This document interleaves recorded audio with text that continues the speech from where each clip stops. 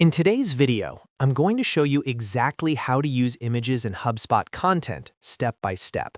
Whether you're editing a website page, landing page, or any other media content inside HubSpot, adding images the right way can dramatically improve your design, engagement, and conversions. I'll walk you through the entire process, from accessing your page to inserting and replacing an image properly. If you find this helpful, make sure to hit that like button and subscribe to the channel so you never miss future HubSpot tutorials. Let's jump right in. First, log into your HubSpot account and go to your dashboard. From the main navigation menu, click on Website Pages.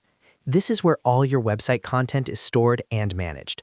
If you're working on a landing page or blog post, the process is very similar, but for this example, we're using a website page.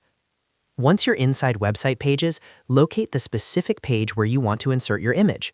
Click on the name of the page to open it in the editor. HubSpot will now load the drag-and-drop editor interface where you can visually customize your content.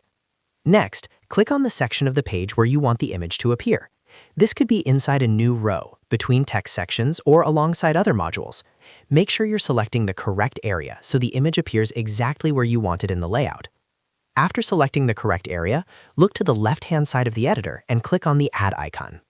This opens the Modules panel, which contains all the different content elements you can insert into your page, such as text, buttons, forms, videos, and of course, images. From the Modules panel, find the Image module. Once you see it, drag and drop the Image module into your chosen section of the page. You'll notice that HubSpot highlights placement areas as you drag, helping you align the module correctly. Drop it exactly where you want the image to live. Now click directly on the image module you just added. This opens the Image Settings panel.